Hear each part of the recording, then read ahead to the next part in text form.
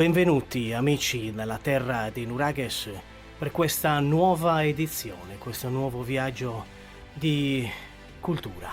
Un nuovo viaggio in cui vedremo molti luoghi davvero interessanti e scopriremo anche un po' l'anima di questi luoghi, perché nella cultura l'esperienza dell'anima è così importante, non solo per conoscere se stessi, ma proprio per essere un veicolo che ci riconduce alla riflessione, al godimento interiore e anche al godimento esteriore di quello che è il patrimonio culturale identitario, che è veramente parte integrante non solo della cultura sarda, ma anche di quella che è la cultura mediterranea, di quella che è la cultura italiana. Noi stessi dobbiamo stare al passo della storia per capire che cosa accade ai nostri giorni. E allora andiamo in questo viaggio per la Gazzetta Sarda e per Catalan TV, seguitemi. E allora iniziamo a camminare, iniziamo a viaggiare, iniziamo a godere degli effetti veri, autentici della cultura in noi.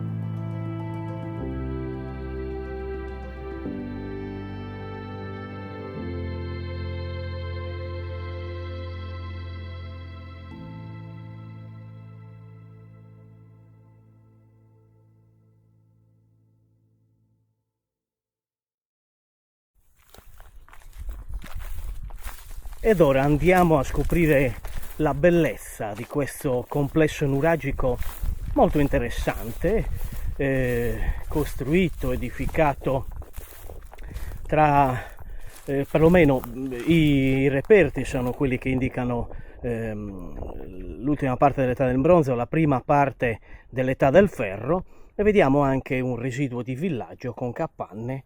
Questo ci fa appunto indicare, dire, suggerire che ancora qui c'è molto da scavare, ma soprattutto che l'area è veramente abitata, un'area anche insomma importante, se così appunto possiamo azzardarci a dire, in attesa ovviamente di novità sugli scavi che comunque ci sono stati e hanno anche determinato un consolidamento e un restauro stesso appunto del nuraghe. Ecco, vedete, questa è una capanna insomma di cospicua entità, vedete anche l'ingresso.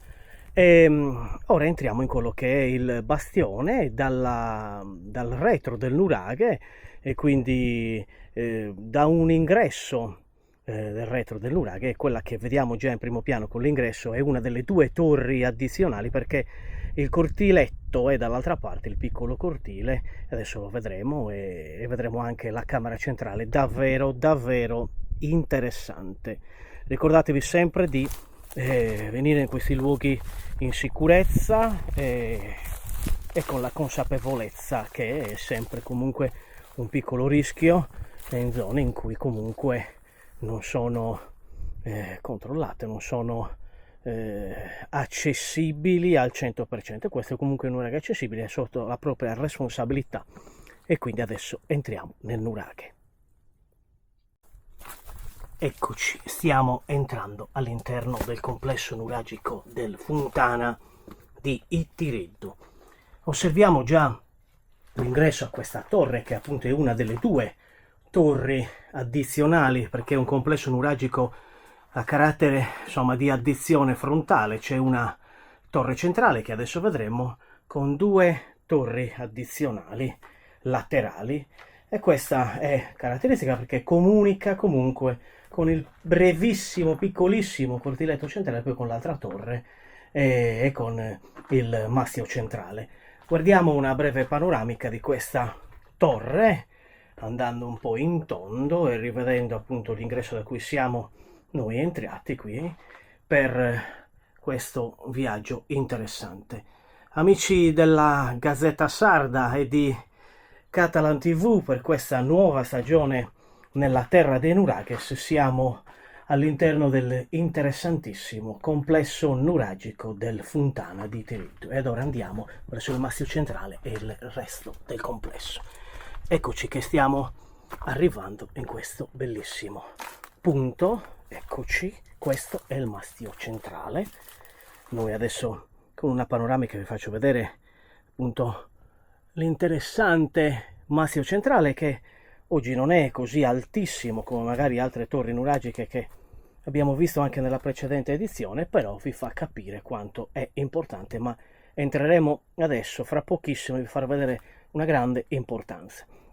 Adesso andiamo in questa, vedete anche alcuni, insomma, sembrano piccoli banconi di riutilizzo. Questo probabilmente è un concio che ci richiama anche a quelli che erano conci dove venivano inseriti anche, insomma, i bronzetti votivi, proprio perché vi farò vedere, appunto, questo è un nuraghe che è stato certamente interessato e frequentato da altra tipologia, diciamo così, di legame. Ecco, vedete da quest'altra angolatura dove siamo arrivati, appunto, dalla torre centrale, dalla torre laterale, perdonate, del complesso nuragico, per terminare in questo corridoio nell'altra torre, in un altro spazio così interessante. Vedete appunto quanto questo nuraghe ancora, insomma, da portare totalmente alla luce. Si vede ancora, manca evidentemente ancora molto per lo scafo, perlomeno ancora una parte importante. Vedete quanto è strutturato in maniera davvero interessante.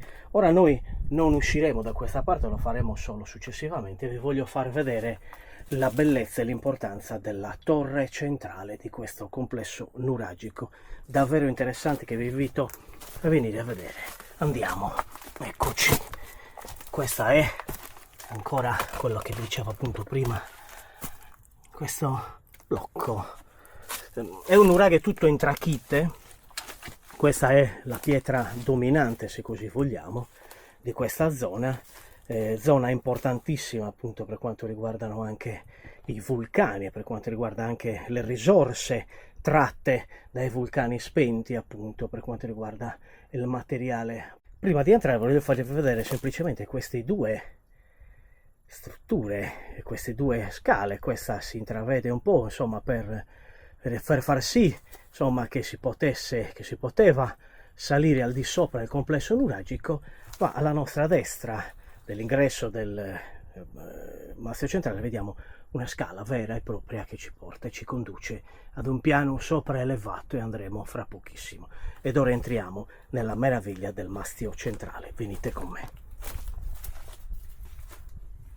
Come già possiamo vedere alla nostra sinistra, la scala che porta al piano superiore, o ai piani antichi superiori, se ve ne fossero almeno altri due. Questa è la camera centrale di cui appunto fra pochissimo entreremo, e questo è un corridoio, sì, molto interessante, che va a essere proprio, diciamo, ad anello qui all'interno del mastio centrale. Una situazione simile la vediamo anche al Santo Antine di Torralba, per così dire, solo un esempio, ma ve ne sarebbero anche altri, e questo è davvero interessante. Ed ora vediamo subito la camera centrale che cosa ci offre. E ci offre questo bancone sedile, che è probabilmente molto più tardo, perché sembra appunto insomma, è stato risolto dal materiale magari di crawl, quindi di riutilizzo e riutilizzato, così come la chiusura anche di alcune nicchie come questa per esempio. E vediamo anche i segni appunto dello scavo, e vediamo qua in quanto il materiale probabilmente era in questo livello. Vediamo una nicchia molto interessante anche questa, vedete. Ed ora entriamo nella nicchia di fondo, che e poi è stata, come abbiamo visto pochi secondi prima, ricavata una scala, un passaggio, perdonate, interno, ed ora noi lo vedremo con la nostra videocamera. Eccoci, qui bisogna fare attenzione e ricordarsi, perché c'è del materiale ovviamente di Eccoci qua, la visibilità è scarsa e proveremo a fare un po' di luce. Vedete, io sto provando a fare un po' di luce, qui c'è la chiusura del passaggio che non è quindi completamente circolare come può essere in un nuraghe anche santuantine, come appunto vi dicevo prima, ma qui stando abbastanza attenti perché c'è un po' di residuo anche di scavo, vedete che anche da questa parte non è possibile appunto andare ed è chiusa questo passaggio, quindi non è completamente insomma annullare questo passaggio, ma ci fa capire e comprendere di quanto i nuragici, gli antichi nuragici, fossero interessati anche a queste soluzioni architettoniche davvero interessanti, quindi erano maestri della pietra. Ed ora ritorniamo nella camera centrale, ecco che vi faccio vedere anche quanto è interessante la costruzione stessa e ritorniamo appunto nella torre centrale.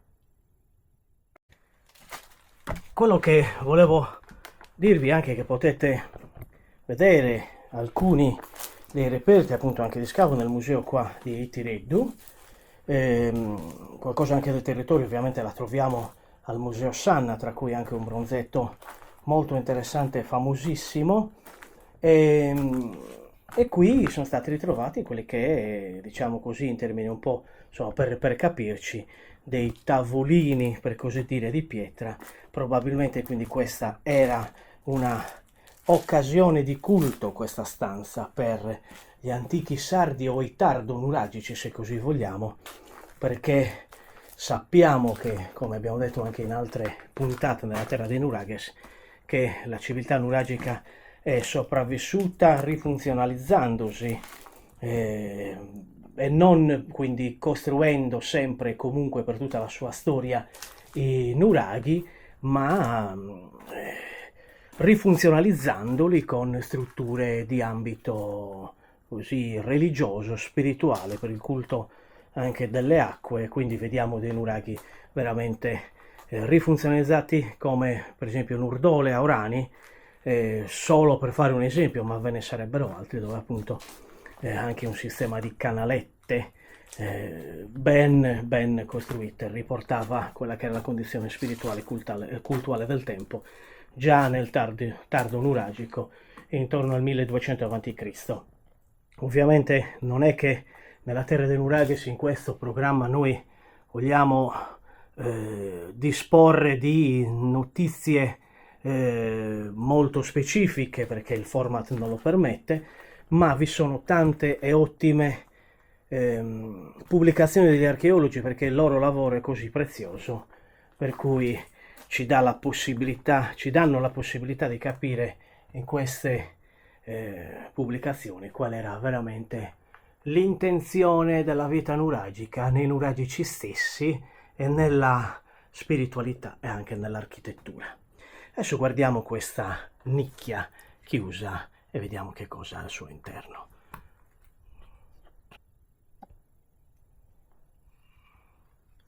Vedete, ecco un pipistrello che dormiva, io l'ho disturbato, perdonami.